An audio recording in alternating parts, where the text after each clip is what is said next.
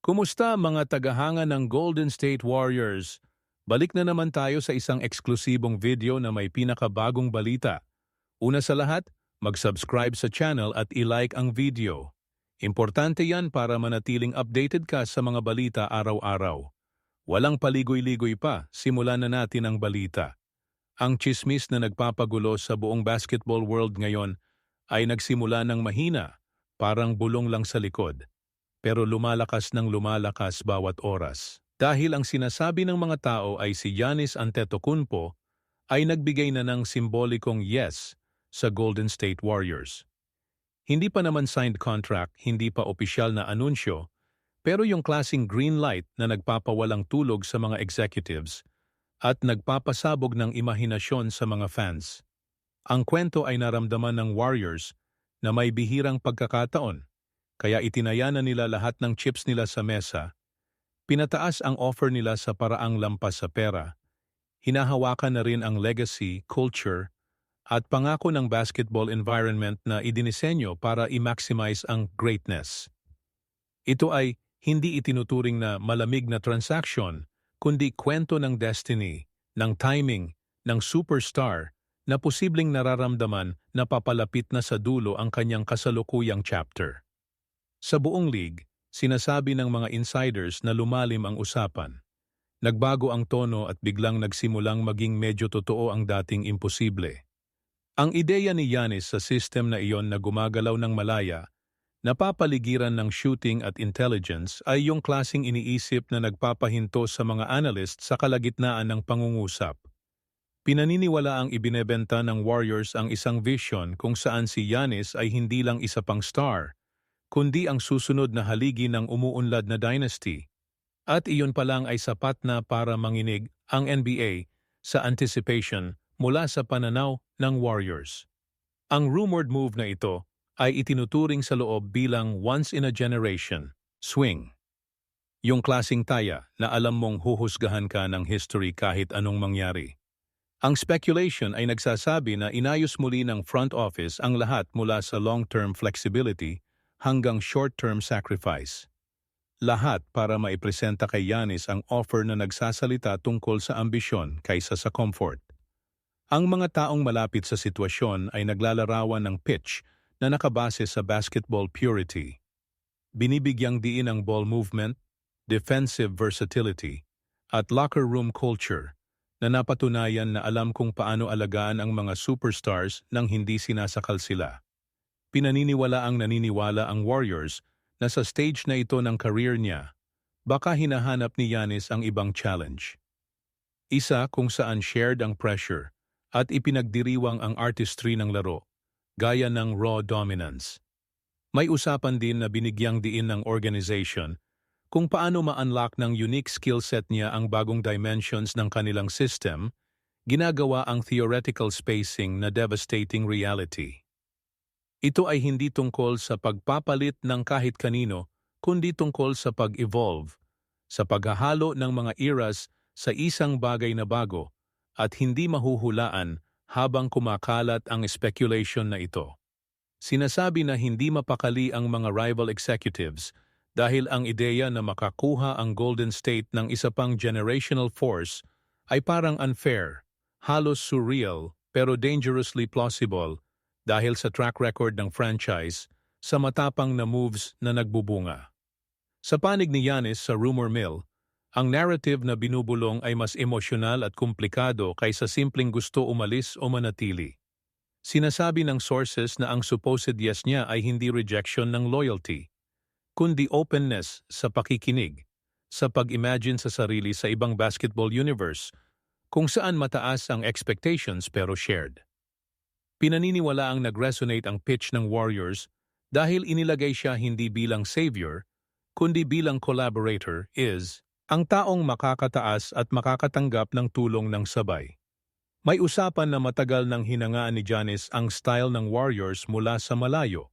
Ang paraan ng paggalaw ng stars ng walang bola. Ang paraan ng pag-embed ng trust sa bawat possession.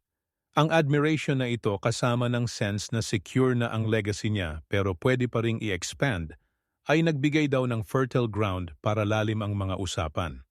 Yung mga taong malapit sa kanya ay maingat na nagsasabi na wala pang final. Pero inaamin nila na mas flexible na ang mindset niya kaysa dati. Ang rumor ay nagpipinta ng larawan ng superstar na tumitimbang hindi lang rings, kundi joy, creativity, at daily experience ng laro. Sa context na iyon, ang yes ay hindi nangangahulugang malapit ng umalis, pero nangangahulugan na hindi na sarado ang pinto. At iyon pa lang ay sapat na para magpadala ng shockwaves sa buong league. Ang reaksyon sa mga bulong-bulungan na ito ay halo ng disbelief, anxiety, at grudging respect sa audacity ng Warriors. Sinasabi na muling kinakalkula ng executives mula sa ibang teams ang sariling plano nila. Alam nilang kung talagang magagawa ito ng Golden State, malaki ang posibilidad na magbago ng husto ang balance of power. Ang mga analysts sa TV at online ay nagsasalita sa hypotheticals, pinag-aaralan ang fit, impact, at consequences.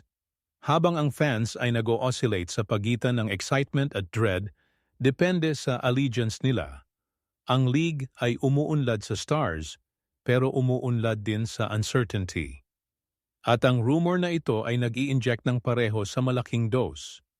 May sense na kahit hindi matuloy ang deal na ito, ang katotohanan na seryosong pinag-uusapan ito ay nagpapahiwatig ng bagong face ng aggressive ambition mula sa Warriors, nagpapahiwatig na walang pangalan na masyadong malaki para sa wild scenario.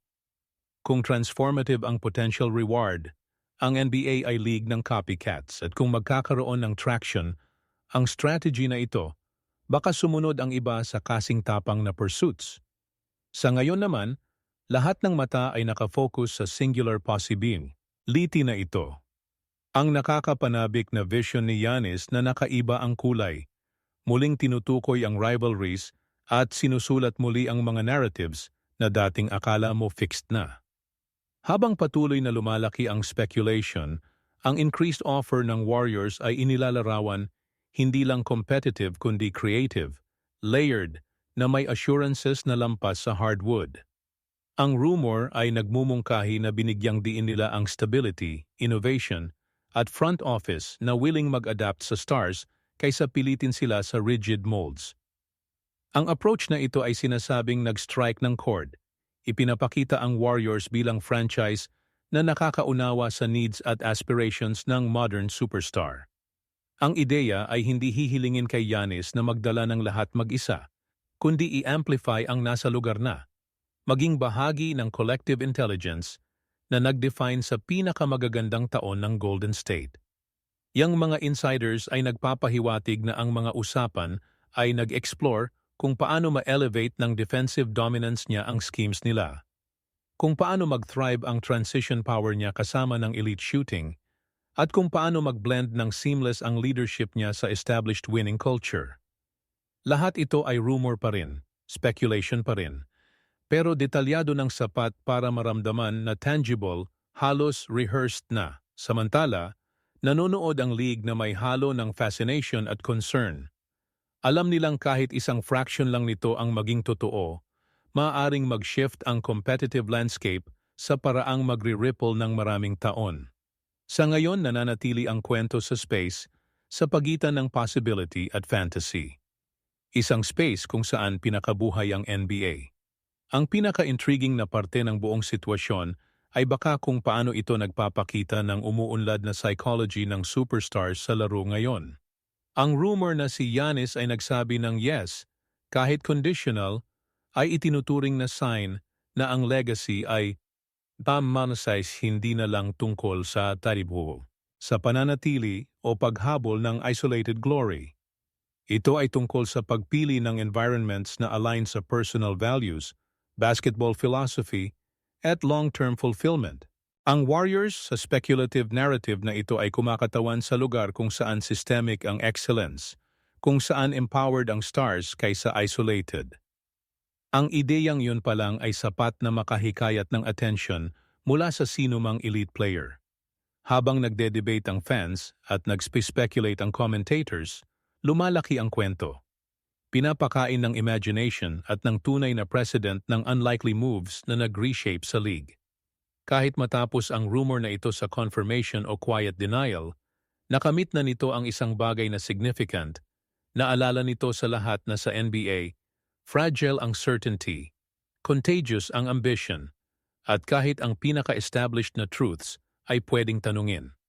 Ang pagtaas ng offer ng Warriors at ang pagiging open ni Giannis ay hindi lang headline. Ito ay simbolo ng league na perpetually nasa edge ng transformation. Ang second wave ng speculation ay nagdadala pa lalo sa rumor na ito, nagmumungkahi na sa likod ng closed doors, pinoposisyon ng Warriors ang potential move na ito bilang cultural reset kaysa simpleng roster upgrade. Ang usapan ay ibinebenta nila kay Giannis ang ideya na maging bridge sa pagitan ng eras. Ang player na tumutulong mag-transition ng proud franchise sa susunod nitong dominant form. Hindi ito framed bilang paghabol ng past glory, kundi pag-imbento ng bago. Isang bagay na naghahalo ng proven principles sa fresh energy. Ang mga bulong-bulungan ay nagmumungkahi na naintriga si Giannis sa intellectual side ng challenge na ito. Ang ideya ng pag-test sa sarili, sa system na nangangailangan ng constant movement, quick decisions, at trust sa teammates para sa player na madalas i-define sa physical dominance.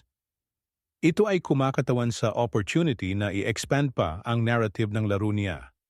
Ayon sa rumor, naniniwala ang Warriors na ang intellectual appeal na ito ay kasing persuasive ng kahit anong contractual detail sa buong league. Ang approach na, ito ay tahimik na hinahangaan kahit ng mga rival na umaasa na mabigo ito. Ang NBA ay laging theater ng ideas gaya ng athleticism, at ang potential union na ito ay parang collision ng philosophies na maaaring muling i-define kung paano hinahabol at ini-integrate ng teams ang superstars sa future. May lumalaking chatter din kung paano na-impluwensyahan na ng rumored yes na ito ang mga usapan sa ibang parte ng league. Ang ibang teams na nakakaramdam ng instability o opportunity ay sinasabing muling nag-e-evaluate ng sariling stars at strategies nila. Naghahanda para sa domino effect na maaring sumunod kung talagang makukuha ng Warriors si Giannis. Ang ideya na isang move lang ay maaaring mag-trigger ng cascade ng adjustments ay bahagi ng kung bakit nakaka-addict ang rumor na ito. Ang front offices ay umuunlad sa leverage at ang mere possibility na magbago ang team ni Giannis ay nag-a-alter ng negotiations sa buong board. Nag-uusap ang players, nakikinig ang agents, at biglang mas aware ang lahat na walang sitwasyon na completely static sa climate na ito. Ang aggressive posture ng Warriors ay itinuturing bilang parehong challenge at invitation. Hinahamon ng iba na maging kasing tapang. Si Giannis naman ay rumored na hinahandle ang ingay ng may characteristic calm, aware na may bigat ang bawat binubulong na salita. Ang alleged openness niya ay hindi reckless, kundi measured. Nagpapahiwatig na nauunawaan niya ang power ng posisyon niya sa paghubog hindi lang ng sariling future, kundi ng broader narrative ng league. Bago tayo magpatuloy, siguraduhin mong i-like at mag-subscribe sa channel para hindi mo makaligtaan ang mga exclusive Dubs updates. Tuloy na tayo. Mula sa fan perspective, ang rumor na ito ay nagpasiklab ng endless debates tungkol sa fit, chemistry, at fairness. Ang mga taga-suporta ng Warriors ay nangangarap ng malakas. Ini-imagine ang sequences na parang unfaitay. Habang ang fans ng ibang teams ay naghahanda para sa reality na ayaw nilang mangyari. Ang ideya ni Giannis sa Golden State ay nagpapabalik ng memories ng past super teams, muling nagpapasiklab ng old arguments tungkol sa balance at competition. Pero may sense din na iba ito. Hindi shortcut, kundi convergence ng basketball minds. Ang Warrior system ay nangangailangan ng sacrifice, movement, at accountability. Mga qualities na align sa kung paano madalas i-describe si Giannis ng mga nakakaalam sa kanya. Ang alignment na ito ang nagbibigay ng credibility sa rumor. Ginagawa itong parang hindi fantasy kundi plausible evolution. Habang nagra-rage ang discussion sa social platforms at talk shows, nananatiling nakalock ang attention ng league sa unfolding narrative na ito. Aware na kahit hindi pa resolved, Nagpapalabas ito ng perceptions at expectations sa real time. Ang financial at strategic layers ng speculation na ito ay nagdadagdag pa ng isa pang dimension sa kwento. Ang pagtaas ng offer ng Warriors ay rumored na hindi lang numbers, kundi flexibility, long-term planning, at willingness na i-adapt ang roster kay Giannis kaysa pilitin siya sa pre-existing mold. Ito ay significant shift mula sa traditional star acquisitions, nagmumungkahi ng mas collaborative approach sa team building. Ang mga insiders ay nagpapahiwatig na ang philosophy na ito ay maaaring decisive factor sa supposed yes ni Giannis o kahit sa openness niya para sa player na madalas nagbibigay diin sa growth at learning. Ang pangako ng organization na willing mag-evolve kasama niya ay deeply appealing. Ang rumor na ito ay nagpipinta ng Warriors bilang students of the game, patuloy na nagre-refine ng methods nila at si Giannis bilang potential co-author ng susunod nilang chapter. Sa league kung saan madalas mag-clash ang egos at rigidity, ang image na ito ay namumukod tangi, ginagawa ang speculation na grounded sa shared values kaysa pure opportunism. Habang patuloy na nagbubuzz ang NBA ang bagay ang nagiging malinaw. Ang rumor na ito ay nakamit na ang legendary status. Kahit ano pa ang eventual outcome, ang ideya ni Giannis Antetokounmpo na magsabi ng yes sa Warriors kahit tentatively ay nagpasiklab ng imaginations at pinilit ang league na harapin ang sariling assumptions tungkol sa loyalty, ambition, at power. Naalala nito sa lahat na ang NBA ay hindi lang collection ng teams, kundi living narrative na hinuhubog ng choices, conversations, at moments of daring. Ang pagtaas ng offer ng Warriors at ang pagtugon ni Giannis ng may katulad ay simbolo ng willingness na mag-dream big, mag-risk ng criticism sa pursuit ng extraordinary. Kahit matapos ang story na ito sa confirmation o maging myth, nag-iwan na ito ng mark, nagpapanginig sa league at nagpapaalala sa fans kung bakit ang basketball rumors sa pinakamabuti ay parang opening chapter ng epic na hindi pa sinusulat. Manatiling updated exclusively sa pinakabagong Dub Nation News. Mag-subscribe sa channel natin at i-hit ang like button para patuloy na makakuha ng daily updates sa Warriors. Huwag kalimutang i-share ang thoughts nyo sa comments. Mahalaga ang input nyo sa Dubs community. Abangan ang susunod na video.